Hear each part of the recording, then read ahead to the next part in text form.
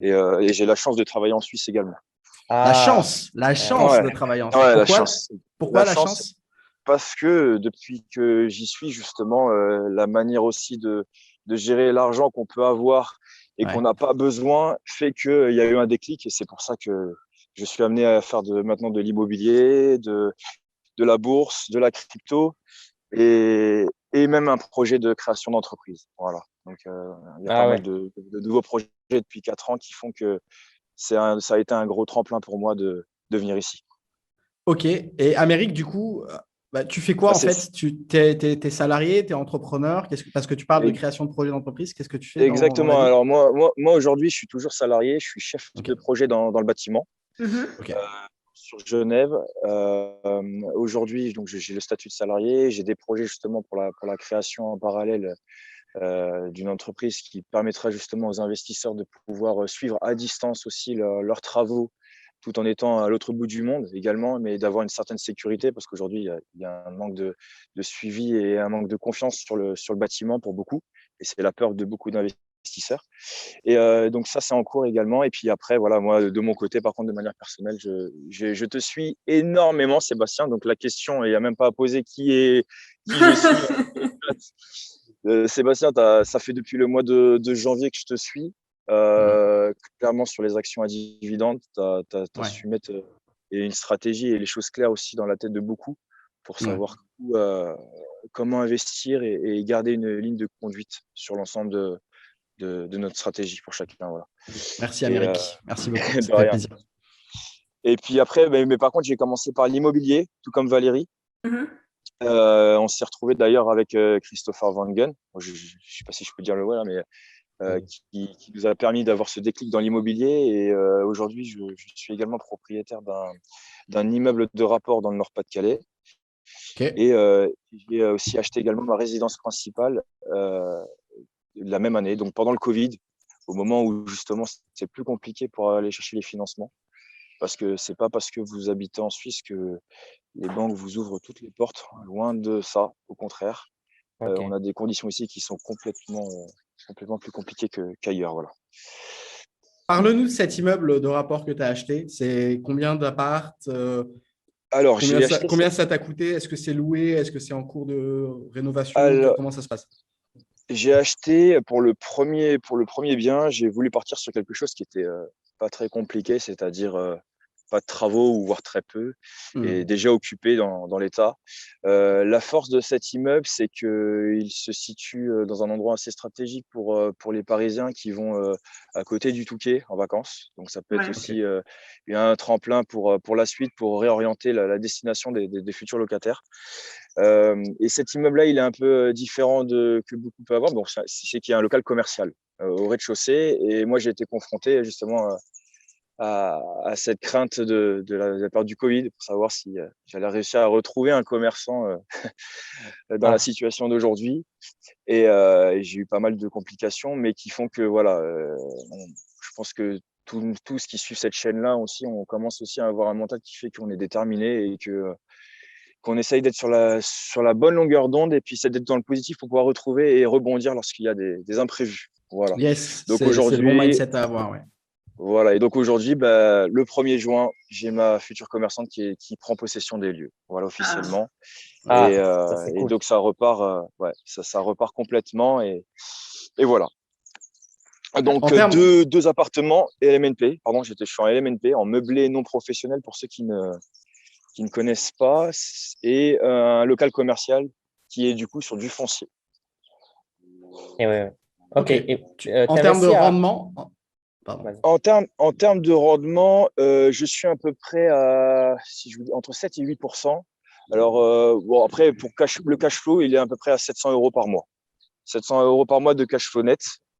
On est sur du. En fait, aujourd'hui, beaucoup de gens parlent de cash flow, de rendement, mais il ne faut pas oublier aussi que la partie qu'on amortit aussi Ouais. sur le long terme fait qu'on s'enrichit énormément derrière. C'est-à-dire que Bien si sûr. vous Eh avez, si vous avez pendant 5 ans un immeuble, que vous avez peut-être un cash flow qui ne serait-ce de 100 euros, mais que vous amortissez en 5 ans peut-être 50 000 ou voire plus, Ouais. bah, pour un futur projet, vous allez devant votre banque et puis vous allez leur dire, écoutez, j'ai amorti 50 000 euros. est-ce qu'on ne peut pas refaire un crédit sur un crédit et Yes. redébloquer ce montant-là pour faire justement un effet de levier et repartir sur un nouveau projet. Tu t'es endetté à combien pour cet immeuble? Ouh là là, très bonne question. Alors, Est-ce que c'est du 110% ou est-ce que tu as eu un apport personnel? ah non, pardon, l'endettement. Attention, là, l'endettement, je croyais que tu parlais par rapport à ma situation personnelle. Non. Pardon. Là, j'ai eu du 110%. Alors moi, il faut savoir que j'ai eu l'opportunité d'acheter ma résidence principale en même temps, en quelques mois d'intervalle avec l'immeuble de rapport. Donc, du coup, j'avais la possibilité d'aller chercher 2 financements en parallèle sans pour autant me faire un peu griller, dans le sens où vous avez déjà investi ailleurs, votre capacité d'endettement est déjà un petit peu limite. Donc, ça risque d'être compliqué par la suite pour réemprunter. Vous voyez ce que je veux dire, je pense. Ouais. Hmm. Ok. Donc, moi, je suis à 110% et je suis même à 130% sur ma maison. Okay. Ah ouais. C'est-à-dire que les travaux sont financés également à 100% par la banque, sachant que pour la petite histoire, j'ai fait plus d'une trentaine de banques. D'accord, trentaine de banques, passé par au moins une dizaine de courtiers. J'ai fait des banques aussi dans d'autres régions. Et pour en finir, ma banque, ça c'est une petite anecdote, mais ça peut être marrant, à expliquer aussi à tout le monde, c'est que ça ne dépend pas de la banque en tant que telle, du nom de la banque. C'est-à-dire aujourd'hui, voilà, je suis chez le Crédit Mutuel, voilà, et qui m'a dit au début, monsieur, vous oubliez, il faut même pas les frais de notaire, c'est 20% d'apport. Et je suis allé, une fois que j'ai fait les vingtaines et trentaines, je suis retourné au Crédit Mutuel à 10 km d'ici. Et je suis tombé sur une personne qui a dit, mais monsieur, on vous suit. On vous suit à 130% même. Donc, ce que je veux dire, c'est qu'il faut pas écouter ce que les gens peuvent dire. Il faut pas écouter aussi ce que votre banquier vous dit également. Il faut lui dire oui. Il faut apprendre justement de qu'est-ce qui va pas dans votre dossier pour pouvoir rebondir après derrière sur d'autres choses. Voilà, et que les points négatifs sur votre dossier par rapport au premier ou deuxième rendez-vous soient positifs et une force pour les autres rendez-vous. Voilà. Bravo. C'est un banque quand même. Je Bravo, suis ouais. admirative des gens qui font ça parce que moi, je n'aurais pas la patience.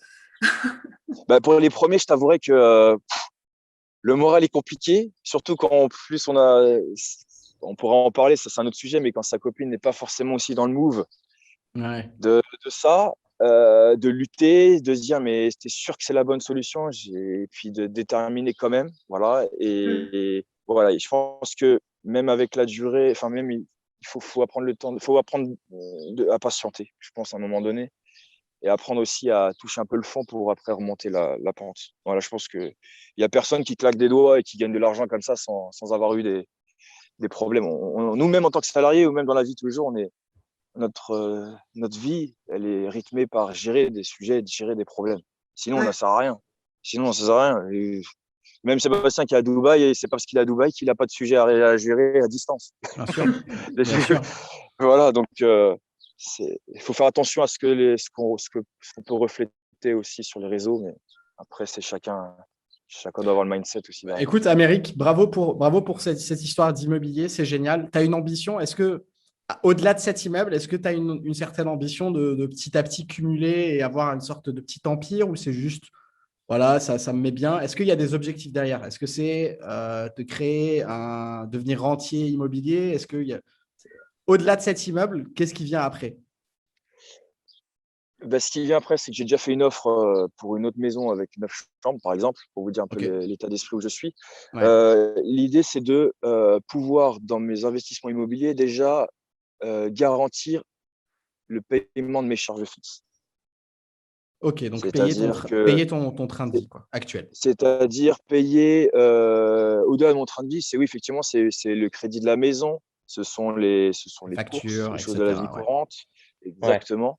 De Mm. manière à pouvoir après, si on se lance dans un business en parallèle, se dire: «OK, j'ai pas besoin d'avoir la boule au ventre pour pouvoir lancer mon Ouais. activité», et Mm. de se dire que derrière, j'ai une garantie à côté qui fait que je pourrais me reposer dessus, en cas de problème.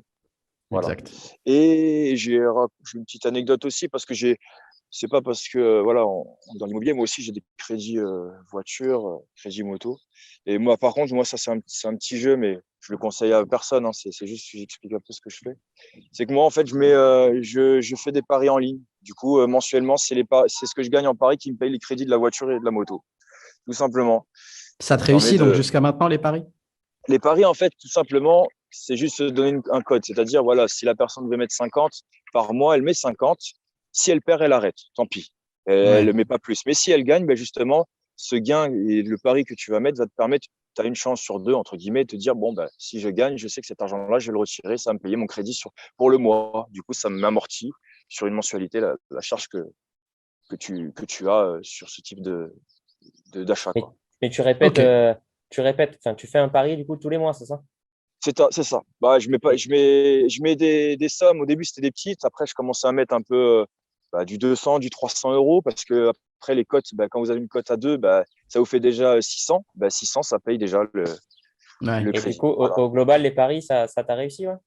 Ouais, sur les paris, j'ai déjà eu, parce que là, je l'ai fait ça depuis même pareil, début d'année, là, sur 3-4 mois de prise en charge des crédits, ouais, 3-4 mois. Après, bien sûr, on perd, hein, c'est pas une science infuse, hein, mais il faut le dire aussi. Mais ça me permet de me dire, OK, cet argent-là, c'est un plaisir aussi quand je regarde un sport à la télé ou autre. Si ça passe, tant mieux. Ça me permet en même temps d'amortir les choses. Et puis, si ça passe pas, bah, tant pis, et on attendra le mois prochain, quoi. Il y a l'euro Parle-nous qui de. arrive là, Pardon. va falloir Ah, faire ça calme. ouais. On va rester calme. On va rester calme. Parle-nous de la bourse Amérique. Euh, La bourse. ouais. Alors, la bourse, c'est. J'ai eu à l'époque un déclic aussi avec le livre La magie des dividendes. Ok. Qui a été fait aussi par un C'est Car- étudiant c'est qui est devenu Carteni, ça, non? rentier. C'est Raphaël Cartini, exactement. Ouais. Et du coup, je me suis retrouvé énormément avec Sébastien dans le début de son challenge quand il a lancé justement ça. Et ils étaient vachement complémentaires. Et Sébastien a amené cette touche d'analyse aussi d'entreprise qui est vraiment, vraiment intéressante pour tout le monde. Et ça a permis vraiment de se dire, OK, on y va, on se lance. Du coup, Hmm. bah, je te suis complètement, 1000 $ par mois, on met les actions à dividendes, plus le challenge en plus qui a été créé il y a 2 mois là de ça, Ouais. le nouveau challenge. J'y suis depuis le début. Ouais. Enfin, et après, on attend de voir Merci. ce que Ouais. ça donne. Donc, tu es quand même à 1000 $ sur les actions et dividendes par mois. Ouais, ouais. Chapeau. 1000 $, Chapeau. voire même un peu plus parce que à un moment donné, j'ai voulu rebondir sur des baisses qu'il y a eu. Là, Ouais. depuis, pour être transparent sur les chiffres, parce que je sais que la Money Academy aime bien les chiffres, euh, Totalement. j'ai mis j'ai 9000 et quelques dollars depuis janvier et j'étais monté à quasiment 10% sur juste le prix d'achat. Je ne parle pas au dividende, mais sur la revente, la plus-value, pardon, la plus-value. Et là, je suis avec la crise, enfin, avec les annonces qu'il y a eu, avec la petite chute récemment, j'ai en plus-value, je crois que c'est à 650 dollars sur les 9000 et quelques enfin, c'est pas de trésorerie, c'est de capital total, Ouais. on va dire. Ouais. Ouais, Ok. Voilà. c'est génial. T'investis sur PEA, compte titre? Pas du tout. Si c'est en dollars. Si c'est en dollars. Je suis pas du tout PEA par contre. Compte titre. Je suis plutôt. Alors, c'est les comptes titres. Hein, là, c'est sur eToro. Je vais peut-être faire des ennemis, mais c'est sur eToro parce que eToro a changé aussi beaucoup leur politique. Ils sont en train de développer d'autres choses sur les dividendes. Ça, faut le savoir aussi, mais c'est pas encore sorti. J'ai pas d'action chez eux, hein, mais c'est juste pour dire voilà, j'ai choisi cette plateforme-là. Par contre, je crois que la seule chose où je suis pas, c'est chez toi, Mathieu, les ETF. Il n'y a pas de problème, hein. Chacun sa Voilà, mais c'est stratégie, il n'y a quelque pas de chose problème. à. Aujourd'hui, si je dois donner 3 axes, c'est les ETF, les ICO, les ICO en crypto, et c'est les deux, je crois les points les plus à venir. Voilà. Ah, ça, Pour les. Ouais. c'était futur investissement, c'est ça que tu veux dire? Ouais, je pense, ouais, je vais me pencher un peu plus dessus, parce que je t'avoue qu'après, il faut dégager du temps aussi un petit peu pour regarder ça. Donc, ouais, je pense que je vais m'intéresser un peu plus en détail. En bourse, sur les actions que tu as, est-ce que tu peux. Enfin, les actions que tu préfères pour l'instant, si tu dois donner deux, trois actions que tu préfères sur toutes celles que tu achètes. Alors, attends. Est-ce que je peux voir Zoom? Je peux le mettre. Je peux pas regarder mon. Parce que je suis sur téléphone. Je pense qu'on Ok. on te garde En tous les cas. avec le son, mais on n'a plus l'image, mais c'est pas grave ça. T'as plus l'image. Ok. En tout cas, pour les ICO, juste pour rebondir sur ça, les ICO, moi, je ne suis pas très fan, sachant que la plupart sont des arnaques. Alors, Il faut faire très, très, très attention sur les ICO. Les ICO, pour ceux qui ne connaissent pas, c'est comme les IPO qui sont les introductions en bourse des entreprises. Les ICO, c'est la même chose, mais pour les crypto-monnaies. C'est-à-dire, c'est les levées de fonds de mise en vente des tokens de projets crypto, où en gros, ils collectent, c'est leur première collecte de fonds, on va dire, en relisant des tokens. Sauf que ce n'est pas régulier et du coup, c'est tout et n'importe quoi. C'est-à-dire que moi, je peux tout à fait créer une ICO d'un token, le Koubif, par exemple, et dire que et vous faire un site internet, koubif.com, avec pourquoi c'est génial et pourquoi c'est une révolution. Je crée mon token sur Internet, ça me prend 2-3 heures, et je fais mon ICO. Je leverage mon audience sur YouTube, je crée mon ICO, je lève les tokens et rien ne m'empêche de disparaître, partir avec vos fonds et vous retrouvez avec des tokens qui ne servent à rien. Qui ne servent à rien. Donc ça, c'est les ICO qui ne sont pas régulés. C'est pour ça que je dis juste, alors je ne dis pas que je ne veux pas généraliser en disant que toutes les ICO, c'est pourri, parce qu'au final, il y a des projets crypto qui sont tout à fait sérieux, mais on ne va pas se mentir, Amérique, la majorité des ICO qu'il y a, ce sont des projets zombies où le but, voilà, c'est de lever les fonds et de se tirer, quoi. Donc, c'est pour ça que je dis faites attention avec les ICO. Ouais, et puis, tu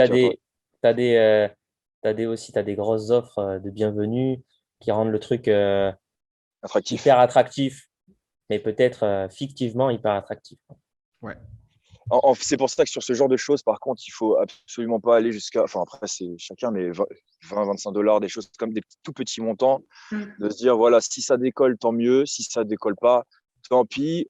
C'est comme les Student Coin, je crois, qui a été listé là sur les plateformes. Ça a été aussi pareil. Hein, ils ont dû se lancer aussi en ICO au début, il me semble. Donc, c'est des choses qui ont pu décoller et qui ont un projet aussi de fond derrière. Je pense que ça a le mérite de se regarder, mais effectivement, Sébastien, je te rejoins, c'est quelque chose qui est très risqué. Mais justement, ce qu'on se disait aussi, c'est que ce qui est risqué, c'est là effectivement où malheureusement tu as les plus gros rendements aussi derrière. Ouais, c'est là où la prime de risque elle peut être plus importante, évidemment. Mais bon. Exactement. Et du coup, tu es investi en crypto aussi? Exactement. Alors, crypto, j'étais un anti-crypto il y a encore 2-3 mois, je vous avouerai. J'en avais un petit peu parce qu'on m'avait bien. Puis le FOMO a tapé. J'étais un peu. Ouais, mais en fait, il y a un an, on m'avait parlé de la crypto.com parce que d'ailleurs, parce que j'avais la carte justement avec l'abonnement Spotify, donc là, par exemple. Ouais. Et du coup, ça permettait justement d'avoir un retour sur exactement d'un cashback. Bon, donc c'était en observation surtout de se dire bon, on a parlé, je m'initie dedans, je vois un peu comment ça se comporte et puis après on verra par la suite. Et au final, aujourd'hui, je le suis beaucoup plus parce que j'ai un peu un homonyme, un peu comme Sébastien, c'est Julien Roman qui est sur YouTube aussi, qui a la même façon de faire que toi, Sébastien, mais sur les cryptos. À analyser et à investir, par exemple, 1 000 $ par mois sur les cryptos et expliquer pourquoi il le fait. C'est un ancien joueur de poker et il a vraiment des choses. C'est assez intéressant la manière dont il explique. Bon, c'est pas un professionnel, hein, personne ne se dit forcément professionnel, mais c'est quelqu'un à suivre et qui m'a donné aussi envie de dire ok, ben on y va. Mais par contre, la crypto, c'est plus, je vais pas dire ça un jeu, mais c'est de récupérer le maximum de gains assez rapidement. C'est-à-dire que je mets par exemple 300 $ sur une crypto, 300 $ sur une deuxième, 300 $ sur la troisième. Si je vois que ça prend plus 100 $, plus 200 $, je les prends et je les mets sur une autre crypto pour pouvoir être plus diversifié. Et à un moment donné, si je vois que ça prend encore plus, là, je les stack, je les bloque pour éviter que ça fluctue. Parce que la crypto, je pense que c'est une forme de trading, mine de rien, vu comment ça fluctue, vu comment ça varie, c'est énorme là, la baisse qu'il y a eu, c'est énorme. Et je sais, il y en a certains, je connais, ils ont perdu plus de 40 000 euros. 40 000 euros. Après, ils ont commencé à 3 000 euros aussi il y a 3 ans. Donc, c'est des gens où c'est de l'argent qu'ils ont gagné sur la durée. Voilà. Ok. Bah écoute, Amérique, c'est vraiment génial d'avoir une telle diversification, d'avoir une exposition à un peu tout, avoir touché à tout, à tester à tout. C'est super. Une question, dernière question peut-être, Amérique. De tous ces investissements, lequel t'excite le plus? Genre, si aujourd'hui on te disait, voilà, tu peux ne que faire cet investissement, qu'est-ce que tu choisirais? Oh, c'est compliqué. C'est compliqué à y répondre parce que Est-ce que l'IMO restera ton premier amour ou pas? l'IMO, plus j'avance, plus je me dis qu'il y avait l'histoire de la gestion et avec Sébastien, on en parlait d'éviter de se prendre la tête à distance. C'est vrai que ça, c'est des choses où c'est un peu, ça devient des fois un petit peu lourd à pouvoir faire Parce que gérer ça d'ailleurs, soi-même. ton investissement immobilier, il est à Paris, c'est ça? Nord-Pas-de-Calais. Et toi, tu es loin quand même de Nord-Pas-de-Calais. Oui, exactement. Moi, D'où ton je suis passé projet par un business chasseur aussi. IMO. Ouais. Oui, mais alors le projet business, c'est déjà d'une part pour pouvoir pour ne plus être salarié, déjà d'une part, Ouais, mais d'accord. d'autre part pour pouvoir justement répondre à un besoin qui est aussi bien en Suisse, en France et dans d'autres régions, enfin, plein d'autres C'est régions en ça, mais France également. c'est aussi un besoin que tu as eu toi, quoi, du coup. Oui, parce que je l'ai rencontré ce problème, notamment avec des gens pour qui je travaille, mais aussi d'un point de vue personnel. Donc, Ouais. c'est quelque chose. Et aujourd'hui, il n'y a pas de réponse en face et les gens ont peur de se faire avoir. Donc, c'est pour ça, entre autres. Mais pour revenir à la question de Sébastien, il y a un plaisir dans tout. Tu obtiens un crédit, tu es super content. La bourse, tu mets tes $1000, tu es super content. Et la crypto, ça monte, tu es content. C'est des petits plaisirs, c'est des petits plaisirs, mais au final, qui sont diversifiés. Donc, tu prends ce qui est bien dans chaque. Okay. Donc, j'en aurais pas une, par contre. J'en aurais pas une. Pas de souci. Pas de souci. Yes. Bah écoute, merci beaucoup, Amérique. C'était génial de t'avoir. C'est Emeric, Sébastien. Emeric. Emeric. Qu'est-ce que je dis, moi? Amérique. Ouais. Amérique, motherfucker. Ok, Emeric. Voilà. Désolé d'avoir écorché ton Non, nom. il n'y a pas. Ça nous a fait super plaisir, en tout cas à moi. Merci pour être dans le challenge privé aussi. Merci à vous. Merci à tous. Je te connais et je te repère souvent. Super. Bref, c'était personnel. Ok, bah écoute. Merci beaucoup en tout cas pour le petit rituel du dimanche matin. Voilà. Sachez qu'il y en a certains qui vous écoutent en faisant leur footing aussi, même en ne pas regardant la vidéo, mais ils vous écoutent à 10h. Mais voilà. Non, on est super, continuer comme ça. De toute façon, il n'y a que comme ça où les gens après vont gagner de la confiance et vont avoir une autre éducation financière de leur côté. C'est le but. C'est le but. Exactement. Super. Bon dimanche. Merci beaucoup. Merci à vous aussi. Salut, Emeric. À très vite. Au revoir.